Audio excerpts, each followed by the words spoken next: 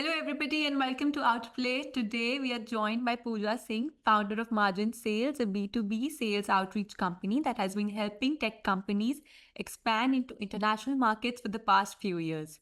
With over a decade of experience in sales and sales operations, Pooja has deep expertise in managing global CRM systems like Salesforce.com, building sales alliances, and designing winning outbound engines with result oriented processes. From her early career as a sales operation enthusiast to leading a fully remote sales team at Margin Sales, she brings a hands on, results driven perspective to scaling sales in global markets. I just can't wait to get to chatting to her. Welcome, Pooja. Welcome to our special podcast on women in sales at Outplay. Thank you so much, Tahira, and hello, everyone. This is going to be interesting, I guess. Yes, definitely. So, like Pooja, like gave you an introduction, and you've been in sales for over a decade. How have you seen the landscape change over time, especially for women in sales? So I think I would say, rightly said, I have been in sales system for a very, very long time now, and I have seen a very positive change. If I have to mention, in all over these years, we've definitely made the progress in bringing women into sales, and mostly at the entry level, there is a tremendous change. Um, the real win will be when we see more and more women in the leadership roles, which there is still a gap right now. So mostly we've started to see a lot of entrepreneurship roles being held by women, and the entry level sales as well. There is still a gap in mid to senior leadership. I'm very hopeful the changes will be positive going forward. When you shift from being an employee to a founder, it's not easy, obviously. It's a big shift, the mindset and everything. So, what was your biggest fear while doing this, before doing this? I guess see every change up of as a person, I am very excited about every change, and so with that excitement comes, all the fears and all the ways of exploring new path and planning about it, how it'll go. There is a lot of uncertainty.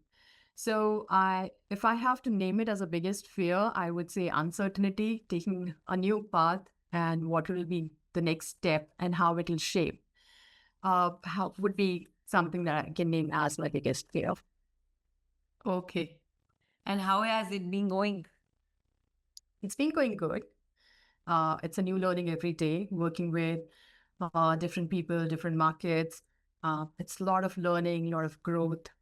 Also, I learn a lot from my team and my team members. So it's really a great experience. I think everybody should experience if they can. It's a shift from being in a comfortable place to exploring things in an uncomfortable zone. But it has been good for me. As they say that growth never comes from comfort. You have to get out of your Absolutely. comfort zone for growth. Yes, you have to. Yes. Yes. Completely. I completely believe that. Okay, okay. So, what do you think has been the biggest misconception about women being in sales, and how do you like address it in your everyday routine? So, one thing that I have commonly heard from people, and that happens to be something that I have started to believe it's a myth, that, women are less quota oriented, less target oriented, and less aggressive or effective. I I do not like to believe that. Personally, I feel that, and this is how I see the change in a lot of women who are excelling in sales. Uh, they really leverage their strength of empathy, trust building, relationship building, logical decision making. And with all of that, they excel in the kind of sales environment that we are leading to now, which is consultative selling, right? So they do outperform men in terms of quota attainment. Oh yeah, that age-old thing that women are not good with numbers and all of that. Yeah, a lot of it is just a myth, nothing else. I mean, uh, women have been handling very major and complicated ways of situations that does it's their strength of handling certain things that makes them capable in sales as well. So it is just a myth that they are not as effective and aggressive. Well, that's a very positive thought and a motivating thought that, okay, women can do it all. Guys, there's no stopping women, right? Yeah, I Okay. agree with that. Yes. Yes. Okay. So in some of your posts, I've seen that you would emphasize the importance of research and personalization, and you especially have a remote team, you know. So how do you keep them motivated, and uh, how comfortable you are with this idea, and like, because remote working is highly debated. So how did you decide on it? So I think these are two questions. First of all, thank you. Thank you that you read my LinkedIn post, and glad. Uh, I think these are two different questions. One is how do we train our team about it? And the second is the remote working. Basically, if I have to answer about the remote working first, that comes from my experience. COVID came later. I was working remotely for a very, very long time for my management because that was based in US. So with that, I had this experience of working with best managers who would really uh, appreciate the accountability that a person holds. In, instead of whether this person is sitting at a desk in the office or not, wherever you are accountable for your work, and that thought was ingrained, and you take that ownership of your work. You take pride in completing your tasks, delivering your deliverables very well on time, and being a team player, right? So I don't believe in the fact that our remote team doesn't work well. No. And having said that, it is all about the trust and transparency and the connection that you have with your team, right? And that is our main focus when we work together. We celebrate the small and big wins. We learn together. Operationally, there are enough tools for us to stay connected for our weekly check-ins, daily stand-ups, reports and dashboards. Where are we right now? So all of that, I mean, remote work is not something, I don't have that myth that it doesn't work well. I guess it's the individuals. You celebrate your people, you empower them, and they work best for you, with you, right? So that's about remote working. How do we coach our team?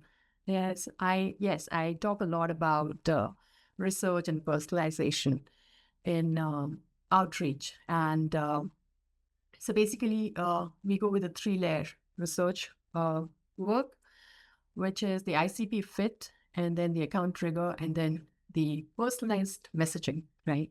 So it's not like a spray and pray kind of a model. We work in ways where, the person knows that, we are reaching out to them with some relevant personalization. It should not be like decorative. And it's very critical, right? And AI definitely is reshaping everything. So what we do is we marry the templates with the personalization, and we run the A/B tests in Outplay. That works best, and this is how the team works on Outplay and with personalization. Wow, that's so good to hear. So are you using a lot of AI? It is a mix, yes, definitely. I mean, we are in the world of AI, so AI does come very helpful. So it's a mix of human plus AI. Right. Also, in your one of your posts, you mentioned that you believe and you kind of are quite influenced by communities of women in sales. So, tell us about your experience of them and how have they shaped you as a career woman? I am part of many communities, many sales communities specifically, and I believe communities are the spaces where professionals openly share their thoughts, share their tough stuff, their talk about the solutions, and all of that is beyond sales targets, right? It's not just limited to, hey, this is my target and I'm not able to achieve, and how do I go about it? It's much more than that, because as a person, that's how you work. right? You just don't work with numbers, right? So communities are those places where we network and we share a lot. And people who are running these communities, hats off to them. They're giving lots and lots of time in spite of their, work engagements, and they are helping learn a lot of people. I try and help as much as possible if I'm able to. But specifically, when we talk about women in sales community, yes, I recently wrote a post about that as well, and I feel that it's about women empowering women, right? It's through everything, through leadership, through the personal battles that shape us, and about careers. We talk about everything, and there has to be a space for someone to reach out and talk about these things, which actually impact your day-to-day life, your work, your so-called targets, everything, right? So these spaces are free network zones and real motivation places. Wow, that's good to know. Learning from a lot of women from these places does definitely, bring a new perspective to a certain situation that you are going through, I am going through. So that definitely shapes the career in a different way. And you always, there always has to be a space where you can share and, you can also just let out sometimes. Yes. So I joke about this, but share, rant, vent, whatever. I mean, it has to just be out of your system, right? You have to have someone to talk about things. Definitely, definitely agree on that. Okay, moving on to the next question, Pooja. Given your expertise in helping companies expand globally, what are the common mistakes you see founders make when entering new markets? This is for the new entrepreneurs. Do not skip the local research. Do not underestimate the cultural differences, because all of that together does, help you with when you adapt messaging, timing, outreach accordingly. That does help enter certain markets, and people do appreciate that you're considerate of it. So Yeah. So then, don't just go by the book. Like kind of first understand the culture, understand people and their preferences, and then kind of jump into it. yes, definitely do your research. See what works in a specific market. How do people react to it? What are their cultural ways of responding, and how's the market trend? So all of that is part of the research. Sure, Pooja. Thank you so much for sharing these insights. This is such insightful information. Also, since you're such a special client at Outplay and we really value you, we would like to have a few questions about Outplay as well. Sure, please go ahead. Yes. So, how did you discover Outplay and what specific challenges did you have before Outplay?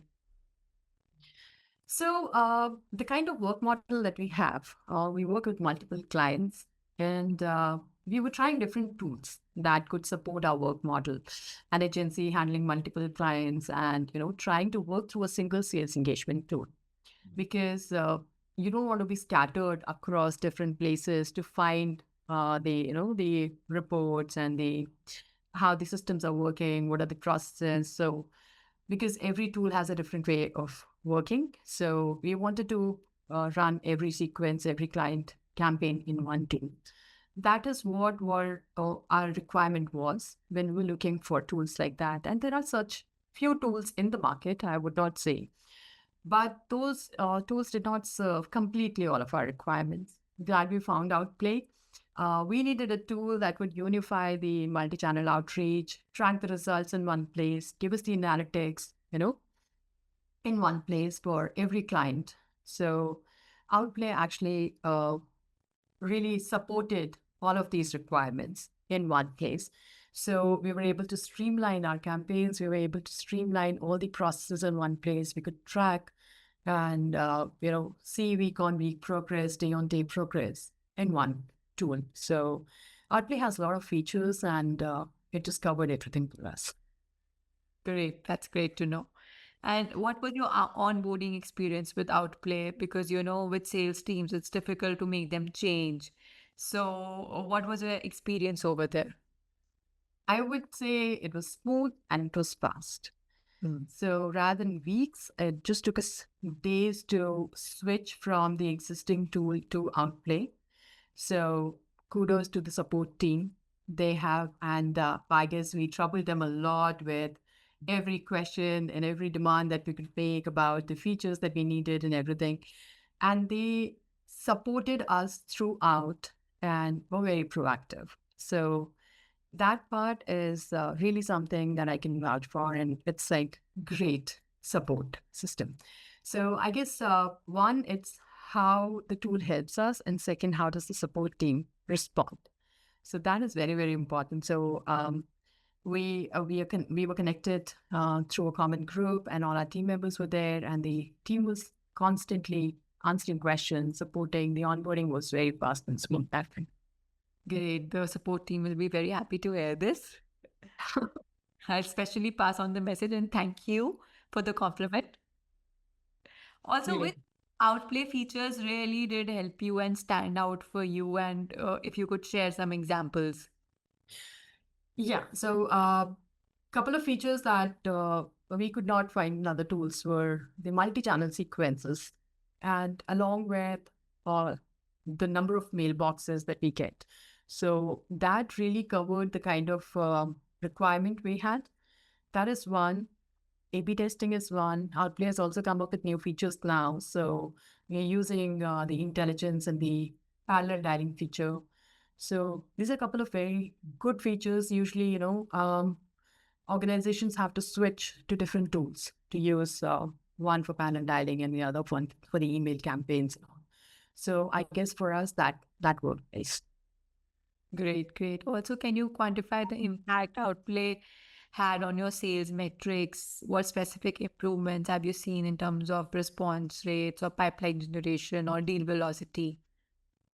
So basically, I can't share client-specific numbers publicly, but then if I have to give you a ballpark number about how it has helped us, is we could definitely see 20 to 22% lift replies in the replies, and it was faster pipeline build for us. So that is something that really worked. And also, we ran our own campaigns on Outplay, well, not just the client campaigns. And that's where we saw a shorter hit cycle. So, because of all the features in one place, and we could run the multi channel sequences. So, all the touch points from Outplay itself. So, it made the process very smooth and on point. Great, great, Pooja. Could you share a particular success story where Outplay played an important role in maybe building a pipeline or winning you a deal? I do have a memorable win for one of our client. We did the outreach in the APAC market for them, and using Outplay's multi-channel cadence, we nurtured the prospect over different, like I think it was a couple of 5 weeks. Over 5 weeks, we nurtured the lead.